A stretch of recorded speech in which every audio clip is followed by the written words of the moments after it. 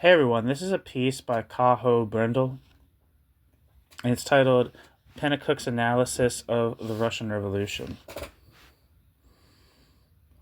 This is an excerpt from a book by Cajo Brendel, uh, titled Anton Pannekoek, Thinker of the Revolution, published with Kaira Farlock in 2001. I don't believe the text was originally from 2001. Let's actually read the introduction for that book as a whole.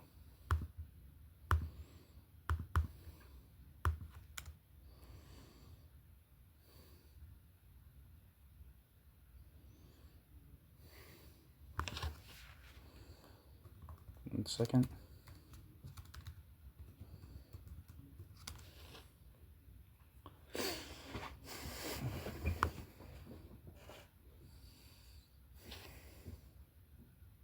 There we are.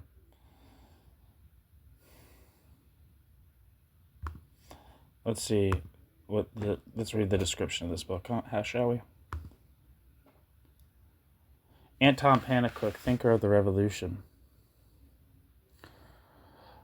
Description says the theoretician Rosa Luxemburg has been trivialized as a kind of guilty conscience of both social democracy and party communism. What has been lost is that her writing criticizing the Russian Revolution of 1917 was also the founding manifesto of a new current of radical workers' movement, the Council Communists. In particular, the Dutch Marxist Anton Pannekoek, who lived from 1873 to 1960, whose intellectual biography Cajo Brendel presents here, worked out the content of this new anti-Leninist and anti-reformist orientation in the areas of epistemology, political economy, and the theory of workers' councils, which aims at communism not as a state event, but as the free association of producers. Cajo Brendel's book, which first appeared in Dutch in 1970, was translated into German by the author himself and revised. It also shows the topicality of Pannekoek's critique of the old workers' movement. And it says, in the sections for the author, says, Cajo Brendel, born in 1915 in The Hague, Council Communists, joined the Dutch group of International Communists, GIC, in 1934. He was co-editor of the Dutch magazine Spartacus from 1952 to 1954 and Daad en Gedachte from 1965 to 1998.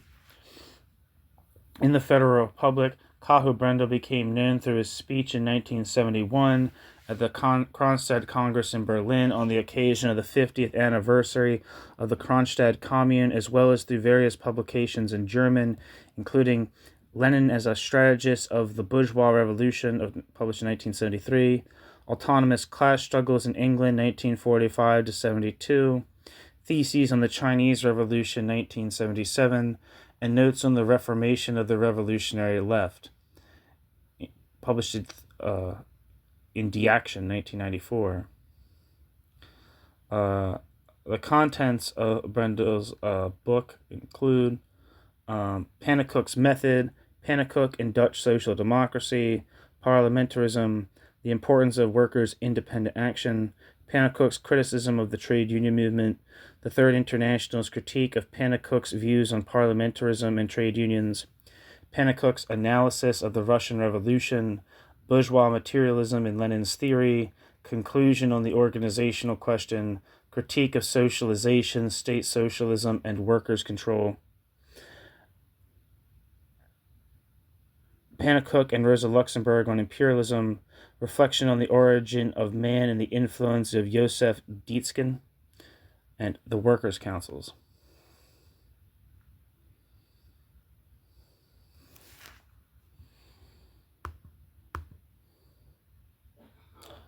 All right, so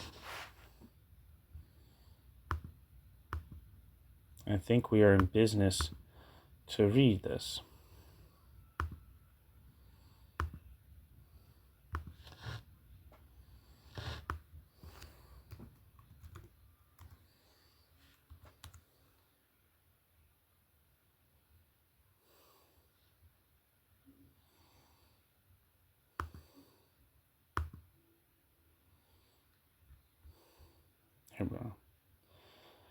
Pannekoek arrived at his final assessment of the trade unions and parliamentarism by closely observing the social changes within the capitalist system and also the changes in the workers' struggle. This enabled Pannekoek to see and interpret the significance of individual events in the context of this social development, and this is how he arrived at his assessment of Bolshevism. According to Pannekoek, Bolshevism represents the solution to the problems of the Russian Revolution. However, Bolshevism has nothing in common with Marxism, the theoretical summary of the class struggle experiences of the workers in the highly developed capitalist countries, apart from a superficial use of words, because this revolution was not a proletarian, but a bourgeois revolution. Of course, it took a long time before Pannekoek was able to come to this definition of the Russian Revolution. The systematization of social phenomena is only possible when a wealth of empirical material is available. A, quote, wildcat strike, as an exception, or a worker's action that is stifled by the unions says nothing about the relationship between the unions and the workers, or about the relationship of the unions to the bourgeois order. Only when the workers' actions are repeatedly boycotted by the unions, only when the unofficial strike becomes the rule, when the strike called by the unions becomes the exception. In other words, only when certain regularities emerge can conclusions be drawn. Thus, there had to be Bolshevik practice before it was possible to see through the social character of Bolshevism. When Lenin polemicized against the views of Pannekoek and Gorder in 1920, Lenin considered it, quote, a miracle that the two, quote, did not decisively condemn Bolshevism, end quote.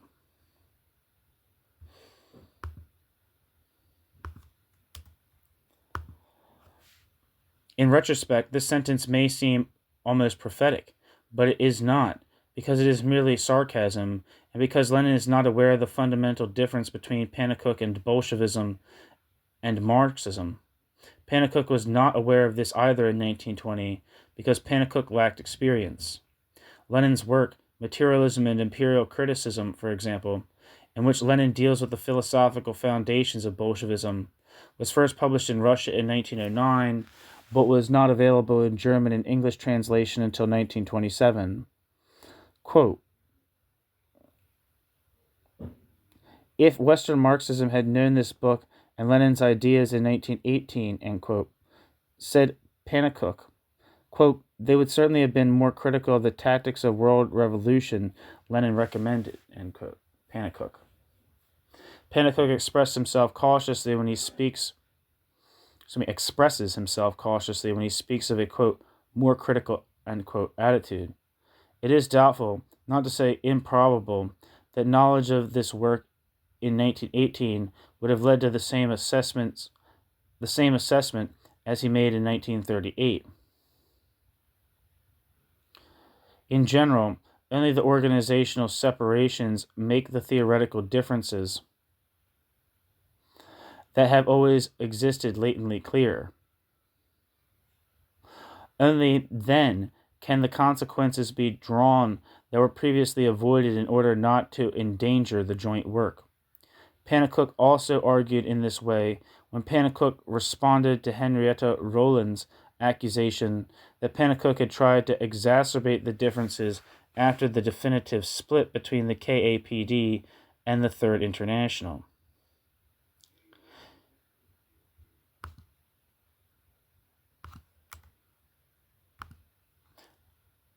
Pannekoek did not have any theoretical objection to Bolshevism from the outset. Rather, it was the experience of the Bolsheviks' ineffective practice that led Pannekoek to a theoretical rejection. The fact that Pannekoek was in the same, quote, camp as Lenin in 1920 is not at all, quote, astonishing. Pannekoek had not joined this faction, but by that time he had long belonged to the same radical wing of international social democracy as Lenin. After 1914, after the bankruptcy of reformism at the outbreak of the imperialist war, the New International, which called itself, quote, communist, emerged from this faction. Pannekoek came into conflict with this New International when it became clear that this organization had not broken with the old methods that had long since become a thing of the past. When it became clear that it was pursuing the same policy with regard to parliamentarism and the trade unions, for reasons that Pannekoek described as, quote, communist opportunism. During these years, the Bolsheviks were primarily concerned with forming huge parties within the shortest possible time, which they thought would, quote, lead the masses to revolution, end quote. That is, a coup d'etat that would abolish the existing regime and bring the party headquarters to power, or, if necessary, as Heinrich Brandler later explained before a German court, enable the formation of a new government on the basis of the existing constitution. These parties were happy to risk losing a few thousand members with radical views if they could thereby gain the political following of millions, workers, but also petty bourgeoisie, businessmen, and peasants. For what the Bolsheviks intended with their, quote, revolution was no longer social overthrow, not class struggle, not mass action as it actually developed, but the formation of governments more or less sympathetic to Moscow. To achieve this goal, the Bolsheviks attempted in 1920, not without success, to take over the existing parties of independent social democracy, such as the USPD founded in Germany in 1917.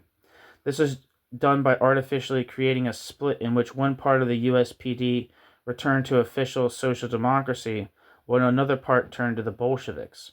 Formally, this meant the complete submission of the Independent Social Democratic Party to the Bolshevik Committee.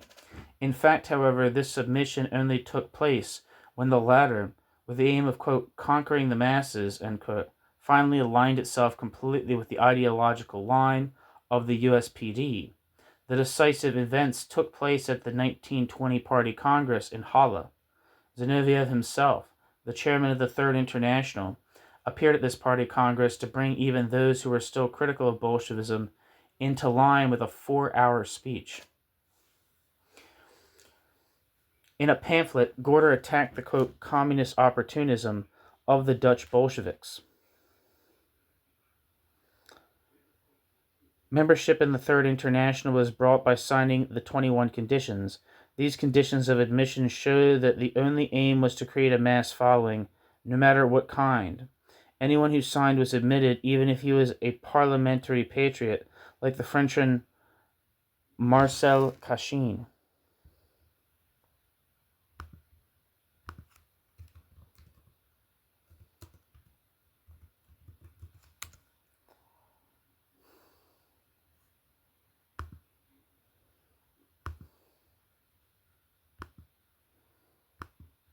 I was trying to look up this Marcel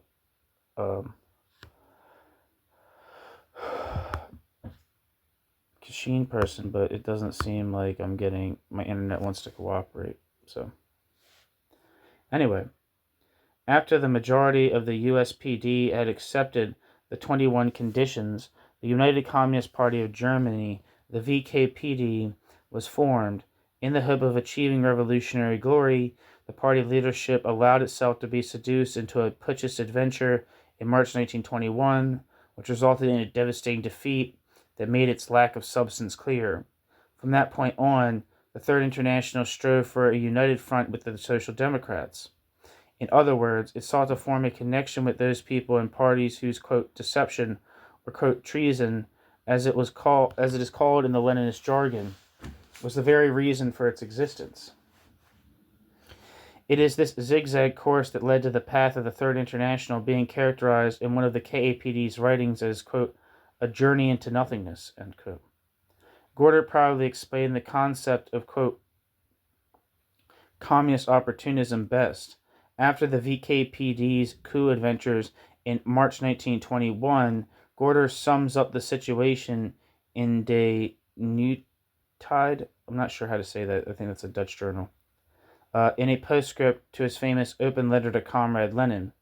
Quote, they wanted to gather the masses in the party and the unions, ... They wanted to give them other leaders, ... They wanted the dictatorship of the party, ... They pursued leadership politics, ... They wanted parliamentarism, ... They wanted statutory works councils. They recommended these to the German workers, even imposed them, ... And it's precisely these statutory organizations that let down and betrayed revolutionary action, ... end quote. Hermann Gorder. Pannekoek does not limit himself to describing this, quote, communist opportunism. Pannekoek wants to understand this communist opportunism. Pannekoek wants to recognize the conditions under which communist opportunism arose. The further Pannekoek progressed in this work, the more often Pannekoek revised his views, not only on this form of opportunism, but also on Bolshevism. Initially, Gorder and Pannekoek saw that what they later called, quote, communist opportunism as a, quote, wrong tactic, a mistake in the assessment of the poorly known situation in the West by the Russian leaders of the Third International.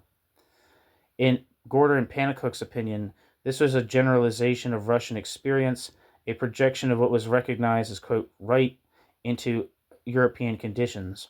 They saw another reason for the opportunist tactics in the difficulties that existed in Russia itself, in its economic situation, in its need for peace, and the fact that it could only assert itself if it became a real power factor. Of course, Pannekoek knew that the explanation for the, quote, wrong Russian tactics was to be found in the problems of the Russian Revolution, the nature of which he had very quickly understood after a few errors. The first essay in which Pannekoek also casually dealt with the Russian Revolution, I think that might be causally. No, it's casually. Sorry. The first essay in which Pannekoek also casually dealt with the Russian Revolution, it was a comment on the world situation, appeared just a few weeks after its outbreak, in parentheses, in February 1917, according to the Russian calendar, in March 1917, according to the Western European calendar, end parentheses.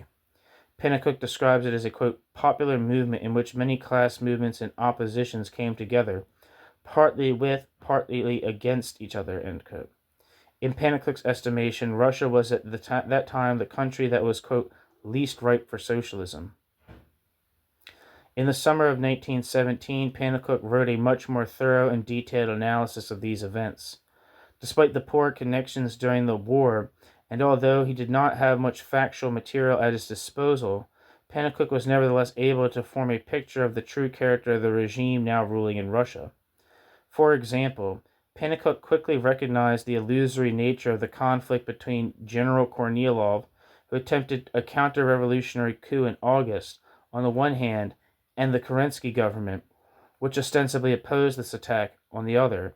Pannekoek writes that both Kerensky, who rose to prominence as a result of the upheaval, and the general who conspired against it, basically had the same goal, namely to lead the revolution into a dead end. This claim was later confirmed by Trotsky.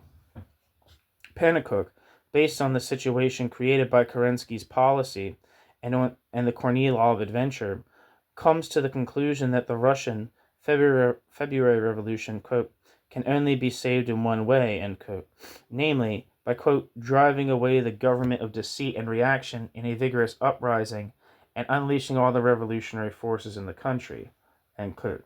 Pannekoek thus predicts what later went down in history as the, quote, October Revolution, that is, the next stage of this revolutionary process. It must be emphasized that Pannekoek's criticism of the Bolsheviks has nothing to do with the policy of the Mensheviks. According to the Mensheviks, in a country with a predominantly peasant population and a very backward capitalist development, in which only a bourgeois revolution is possible, the bourgeoisie should also rule for the time being.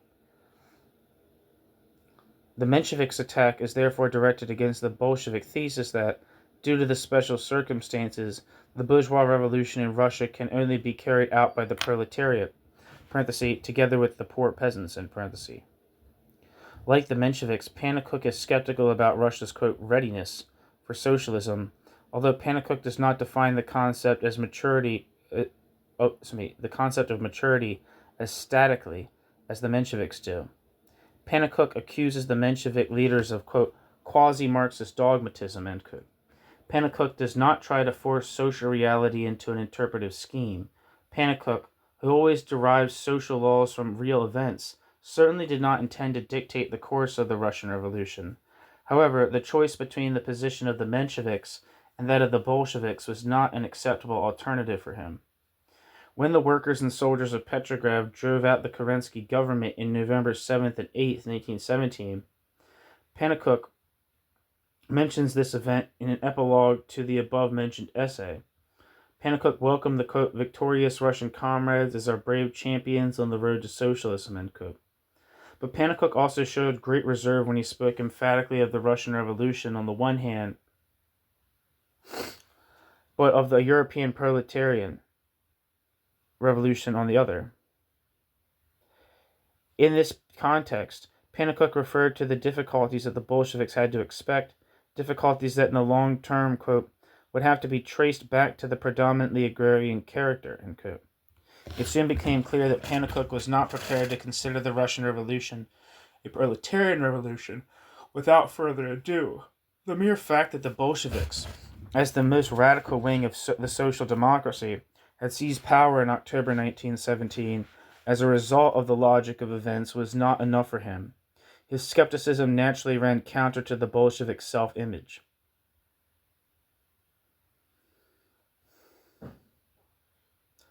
In Trotsky's History of the Russian Revolution, Trotsky approvingly quotes the statement of a certain Olminsky, quote, "We, or many of us, unconsciously held the course for the proletarian revolution, while we thought we were holding the course for the bourgeois democratic revolution." In other words, we were preparing for October while we thought we were preparing for the February Revolution, end quote. Olminsky. The opposite was the case. It was the Bolsheviks' illusion that they believed that they had begun the workers' revolution in October 1917. In fact, however, they were writing the last chapter of the historical drama of the February events. Just as the French Revolution of 1848 concluded a process of social upheaval that began in 1789 with the storming of the Bastille. What is certain is that in October 1917, the Russian proletariat, just as the working class in France had in 1848, entered the political stage. Certainly the revolutionary actions of the Russian workers, insofar as the Russian workers acted independently, had a proletarian tendency.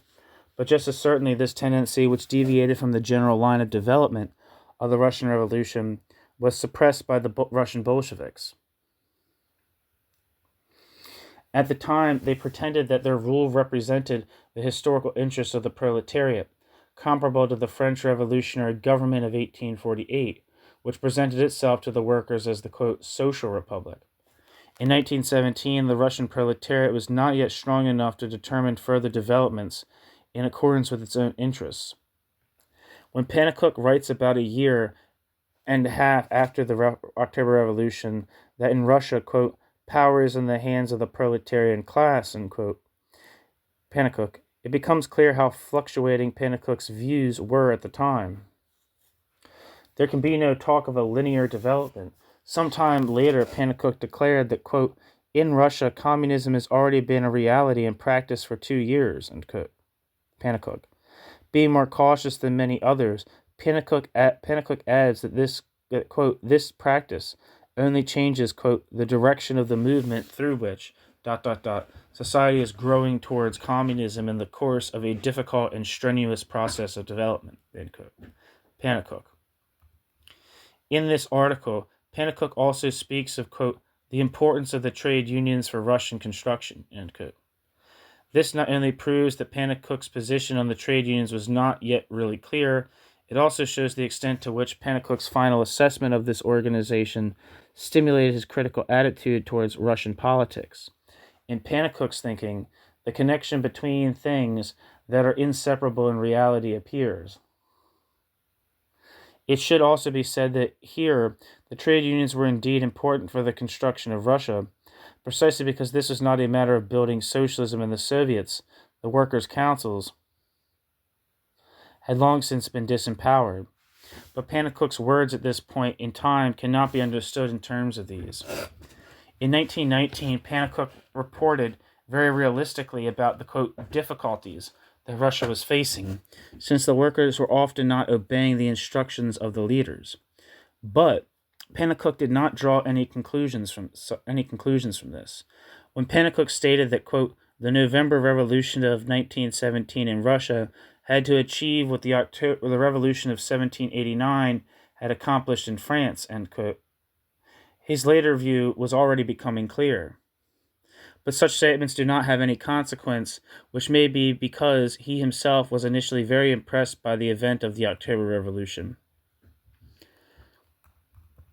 In the same year, 1919, he described Russia as a, quote, socialist state, and was of the opinion that Russia, quote, exudes a stimulating force for the workers of all countries, end quote.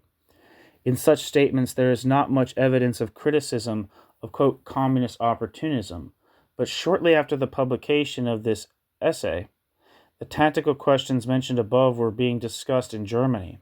Pannekoek took part in this discussion with his contributions to De Nieuwigheid.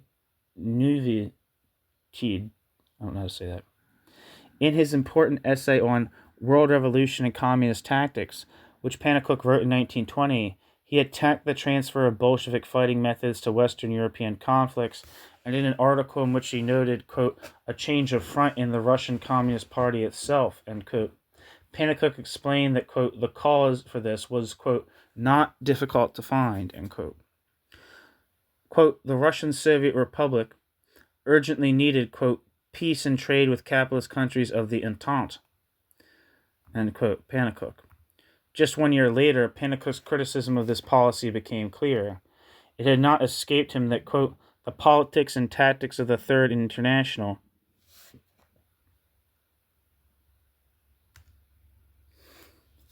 where am I? Just 1 year later, Pannekoek's criticism of this policy became clearer. It had not escaped him that the, quote, politics and tactics of the Third International were closely linked, end quote, with the state policy of the Soviet Republic. Quote, with the state policy of the Soviet Republic, end quote, which is, quote, trading with the capitalist states, end quote, and granting capitalist enterprises major concessions, end quote, in order to restore Russian economic life, end quote. These phenomena were essentially a consequence of the fact that the economic basis in Russia had changed. Shortly afterwards, Pannekoek wrote, quote, the new policy pursued by the Soviet government in the spring, 1921, aimed at improving the production and transport system by introducing state capitalism, end quote, Pannekoek. Henrietta Roland-Holst, who was on the editorial board of Nieuwigheid with Pannekoek at the time, felt compelled to accuse Pannekoek of the, quote, latest attack on Soviet Russia, end quote, and of changing his position. In Pannekoek's reply, Pannekoek admitted to having revised certain views, but at the same time said that this criticism did not fundamentally contradict his previous opinion. There were, quote, illusions that had to be given up, end quote, but his political insights remained, quote, essentially intact even after this new development, end quote. Pannekoek's view of society, the method Pannekoek used to analyze social phenomena, remained unchanged, but the results of the research are no longer the same because more and newer information, although still not enough as we shall see, was available. The position that Pannekoek and Gorder took in the middle of 1921 can be summed up in the following thesis. Quote, the Russian Revolution was only apparently a proletarian communist one. In reality, it was an overwhelmingly peasant democratic one, end quote. In their opinion, it was the huge peasant masses who determined the course of the Russian Revolution by using their power to repeatedly force the Bolshevik government to make concessions and finally to push it towards a state capitalist course. Gorder and Pannekoek were not uncertain about the outcome of this process, which, as Gorder writes, quote, is underway and will undoubtedly continue, end quote. But they still viewed the Bolsheviks as communists who were themselves in a pitiful predicament and were thus forced to adopt, quote, wrong tactics. Communists who, as Pannekoek wrote in 1919, quote, set out to fulfill a task imposed on them by circumstances, end quote. Pannekoek and Gorder made the same mistake when the Bolsheviks. Pannekoek and Gorder made the same mistake that the Bolsheviks made when they repeatedly suspected a man like Pannekoek in their own ranks during the First World War.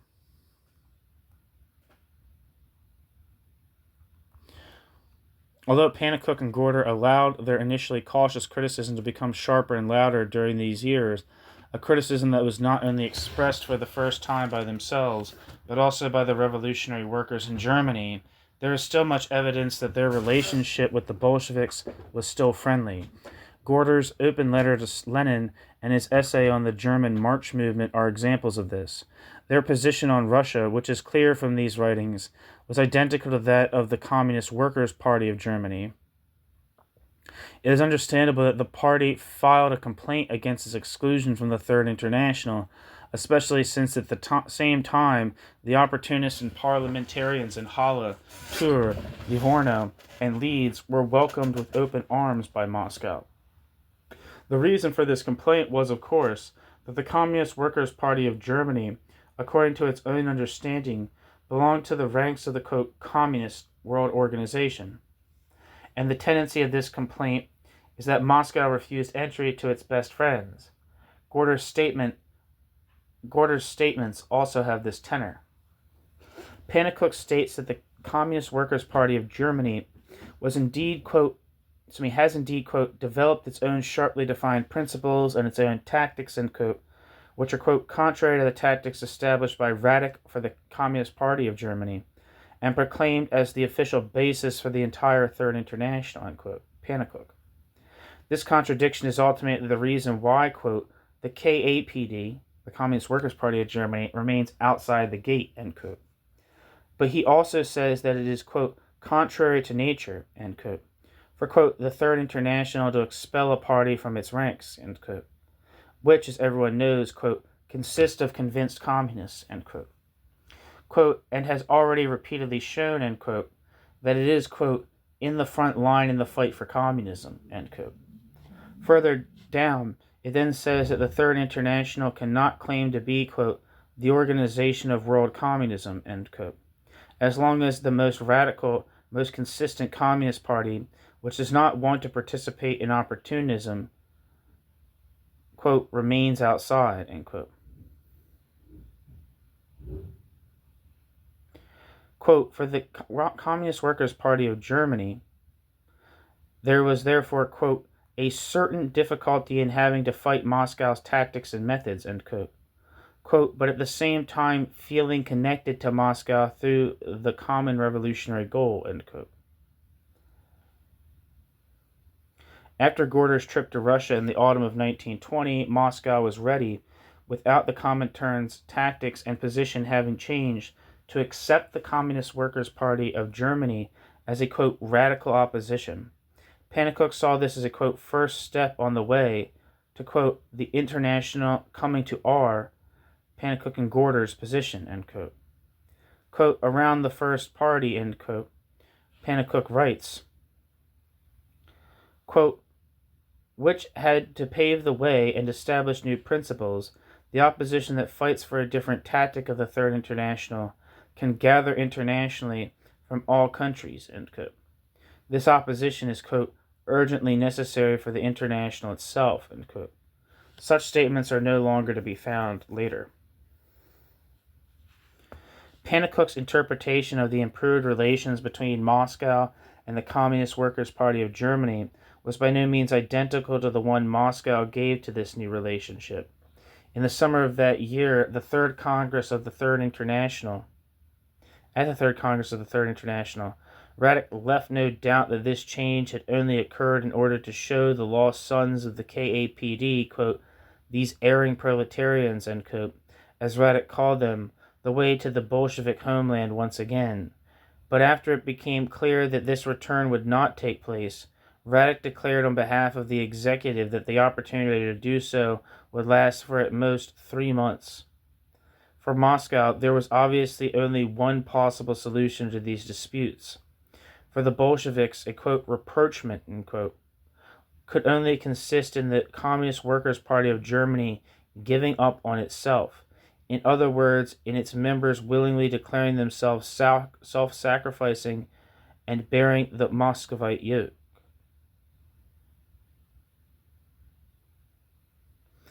The atmosphere at the Congress was no longer as friendly as it had been a year earlier when Gorder had spoken to Lenin. The representatives of the Communist Workers' Party of Germany were hardly allowed to speak. The discussion led to a new and more severe split between the two factions. In this situation, Pannekoek and his friends also realized that there were by no means two factions within communism, that Bolshevism was not what they had still believed it to be, despite their misgivings. Gorder must have had similar doubts even before the Third World Congress. Pannekoek, who wrote a brief sketch of Gorder's life, relates that after his return from Moscow, he said, quote, "Lenin sees everything from a Russian, not a world point of view. Lenin is not the person I thought Lenin was, not the leader of the world revolution, but he is the George Washington of Russia." End quote. Gorder could just as well have spoken of a Russian Robespierre. However, Gorder also said in his open letter to Lenin, shortly afterwards, that one should use the tactics Lenin used in 1902 and 1903 when he founded his Bolshevik party, a tactic from which Lenin, in Gorder's opinion, later deviated. In this letter, Gorder describes Lenin's work on left radicalism as an infantile disease of communism, as its, quote, "first bad book," end quote. This is a theoretically inadequate assessment written spontaneously by Gorder. Pannekoek corrected Gorder's statements by showing that Lenin's entire work was, although not as, quote, "bad," in the same spirit as the pamphlet on, quote, "infantile diseases." And Pannekoek showed that neither in this pamphlet nor in any other of Lenin's works had the Marxist method been used, that Lenin's so-called, quote, "Marxism" was nothing more than a legend. This has nothing to do with a, quote, "good" or, quote, "bad" assessment, but everything to do with the social conditions of which Leninism is the product. When Pannekoek studied Leninism, he naturally first devoted himself to the essential characteristics of this theory, but as a result, in the light of the new knowledge, so to speak, the details, the many individual phenomena, took on a different meaning.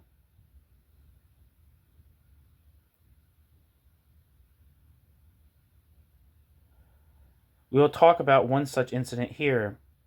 When Radek attacked the KAPD in Moscow in 1921, he thought he could ridicule them and their Dutch theorists by calling Pannekoek a, quote, "astronomer who only looks at the stars," end quote. If Radek speculated on the absolute ignorance of the Congress participants, who knew nothing of Pannekoek's extensive activities as a Marxist theoretician and revolutionary, this was typically of the Bolsheviks' discussion methods. But this should only be mentioned in passing.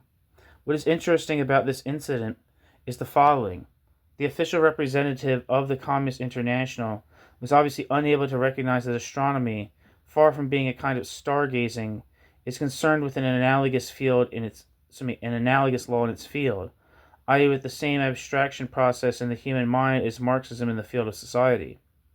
If Radek believed that he could call Pannekoek a bad Marxist because he was also an astronomer, this not only made his ignorance of science evident, but also demonstrated at the same time how alien Marxism had remained to Radek.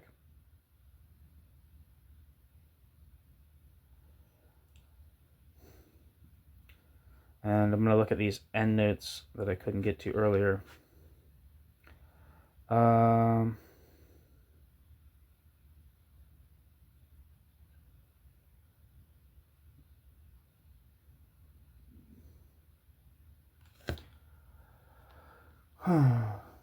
These words by Heinrich Brandler, who was the chairman of the VKPD, United Communist Party of Germany, can be found in a collection of documents published by the KAPD under the title DKPD im eigenen Spiegel. Statements similar to those made by Brandler here are also heard at the KPD Party Congress held in Leipzig in 1923. This can be looked up in Arthur Rosenberg's Geschichte des Bolschewismus. Rosenberg, who originally belonged to the Independent Social Democratic Party, went over to the United Communist Party at the Congress in Halle. Arthur Rosenberg's book, which is partly based on his own experiences, was published shortly before Hitler came to power. Rosenberg emigrated to England.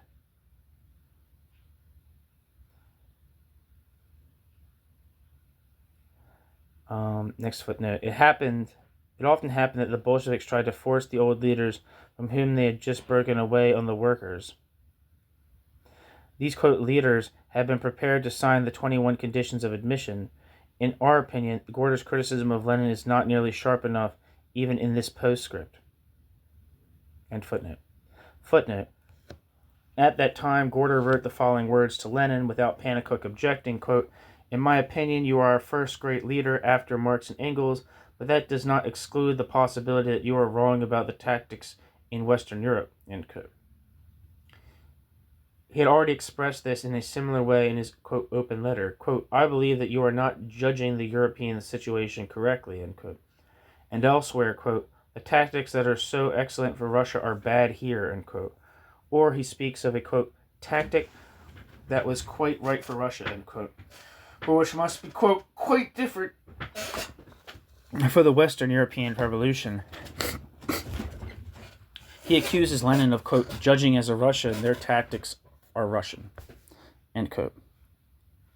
Pannekoek writes in his essay, The Third International and the World Revolution, that, quote, "nothing seems simpler than to follow the Russian example, but that the German Revolution had shown," end quote, that, quote, "this is not so easy," end quote.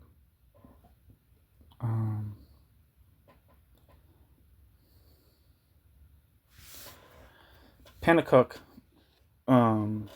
a comparison with what he wrote in 1912 in his polemic against Kautsky in Die Neue Zeit, where he explains why socialism means the, quote, "annihilation of the state," shows the theoretical weaknesses of this text from 1919.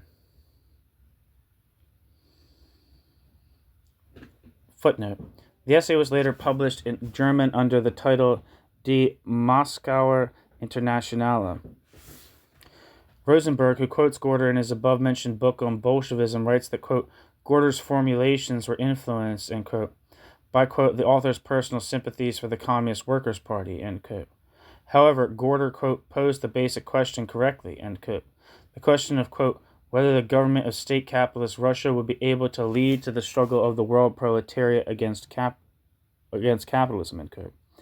Arthur Rosenberg agrees with Gorder that this question must be answered in the negative. Gorder's pamphlet has a greater significance than is apparent from Rosenberg's words. Nevertheless, this is a remarkable recognition of Gorder by Rosenberg, who had been a member of the executive of the Third International until 1927. End footnote. Footnote.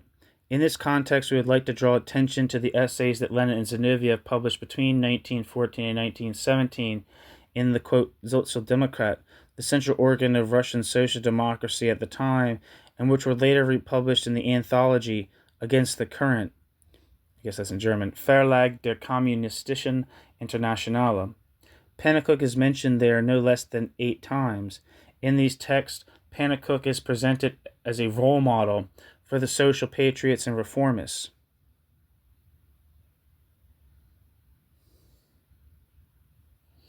Although Lenin attacked Gorder's views on the right of self-determination during these years, and also those of Radek and Rosa Luxemburg, this has not changed the appreciation of Pannekoek in the text mentioned above.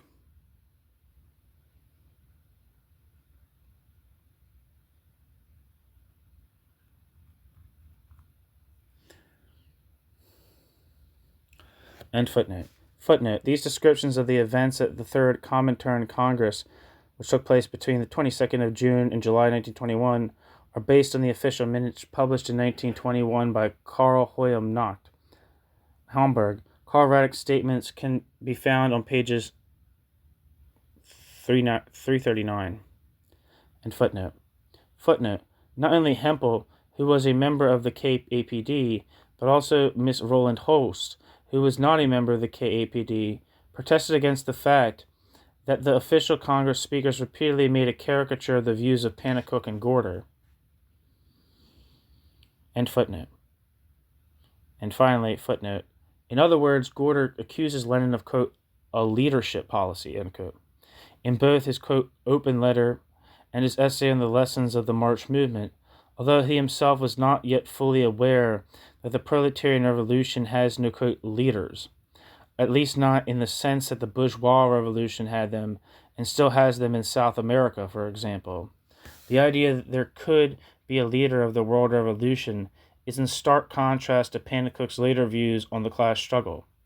The reader must bear in mind that in 1920, Pannekoek's and Gorter's views were still developing, which the author of this book has set himself the task of describing, but that certain processes are recorded here one after the other, for the sake of systematics, although they took place at the same time and in close connection.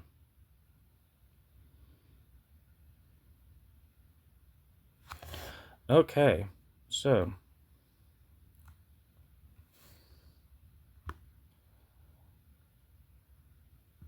that's the end of the piece. Thank you so much for listening.